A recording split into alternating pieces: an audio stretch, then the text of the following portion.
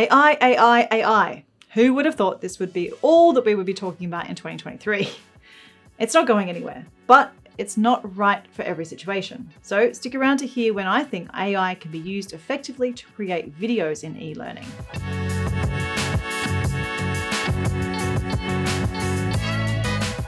Hi, Bianca Raby here, career educator and over the last few years, actor and producer. In 2020, it became clear to me that video-based learning was only going to grow, so my company Opeda invested in creating a production studio. I then went through the process of learning how to be on camera. It was so much fun. So check out this video for more on this journey. But this video isn't all about that, although it is relevant. It's about AI-generated video production. In particular, Colossyan, as my team at Opeda worked with them recently to push their tool to the limit and then make a subjective assessment of the results. We compared 3 videos. 1, human, me. Welcome to Learning Designers as Investigators.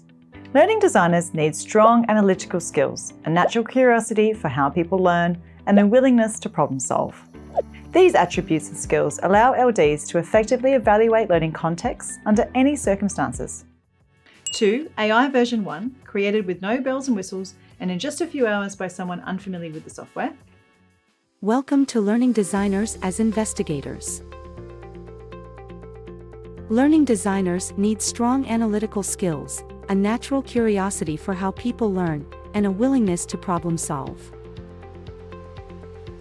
These attributes and skills allow LDs to effectively evaluate learning contexts under any circumstances. 3, AI version 2, created by one of the Colossyan team members with all the premium features and options.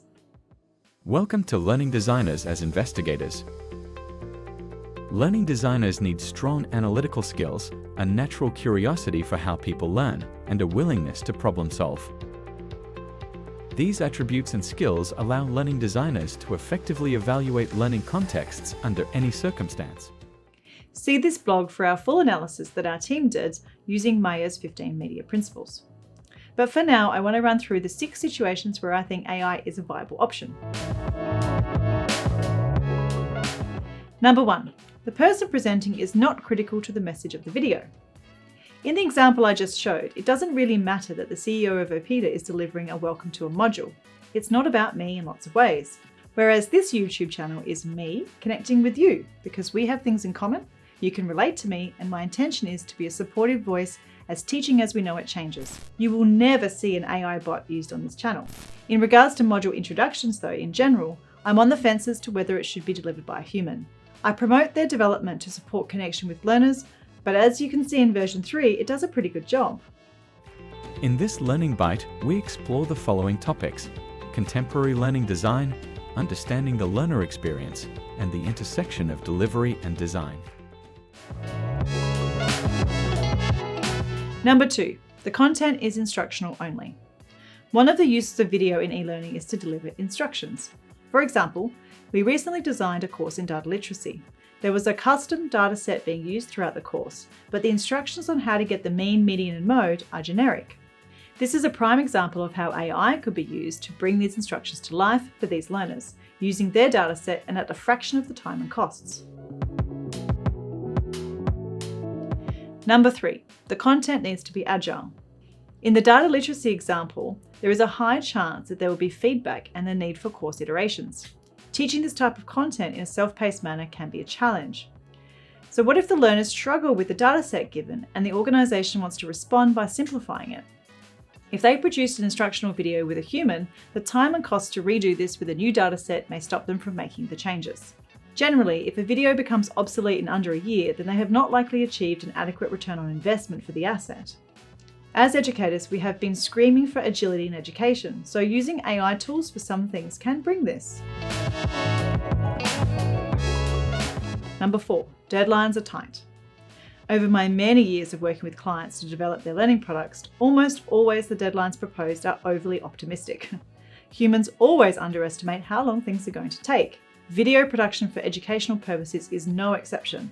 It is an incredibly time-consuming process. Just ask Alex from Opeda, who just managed a project of over 75 educational videos over 10 months.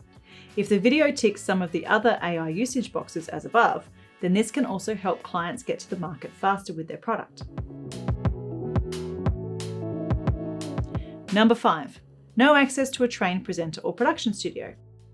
We all have a special professional superpower, and we all have things that we like doing and dislike doing.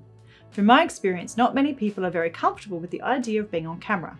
I wasn't at the beginning either, but I'm someone who loves presenting, speaking, facilitating. I've been practicing these skills my whole life. So learning to be on camera was much easier for me than it might be for many others, and I enjoy it. Hence I'm making this channel. It may be easy to think humans are always better, but I challenge you to reflect on your own online educational journey. Do you remember pressing play on a video and automatically feeling disengaged? Maybe they filmed from their dirty kitchen in a hoodie, or the sound was off a little. Or maybe you could tell that they were reading from a script and it was really distracting. Or they looked terrified to be doing the video in the first place. I've seen many of these. All these things can turn a learner off just as quickly as a badly produced AI video may. Number 6, content is needed in multiple languages. Okay, this is the last one. Up until the last few years, it's been pretty difficult and expensive to translate courses into other languages, especially videos. Of course, direct transcript translations still need a human for review. For example, a friend of mine in Bali helped translate a course on meditation and wellness from English to Russian last week. Without her, one of the lines of the script would have directly translated into a baby drinking alcohol as soon as it was born. The AI picked up the Russian word for drinking alcohol, not the general term for drinking any beverage. But my friend's efforts were greatly reduced by the use of AI in the first instance. Imagine using this plus an AI avatar that can actually move their mouth according to the language being spoken. This is happening now and opening up many opportunities for people to get their content in the hands of more people. So, in summary, there are places where AI videos are appropriate to consider. No one wants to be talked at by a robot 24/7, but it's important to see where this trade-off can be made between humans and machine. By no means do I want to stop working on camera, and we will always need trained humans in front of camera delivering information.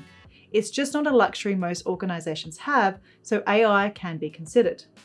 That's enough from me, but what do you think? Am I being too generous to the AI here? Can you reflect on a time where you could have really used AI though to enhance the learning experience? If you've enjoyed this video, please be sure to click like, subscribe to the channel and click the bell to be notified of new releases. For more on videos in e-learning, check out this video on the edutainment trap. And join OPEDA's Learning Design Rocks community to meet and network with other teachers and learning designers. Thanks for watching, and until next time, please stay awesome.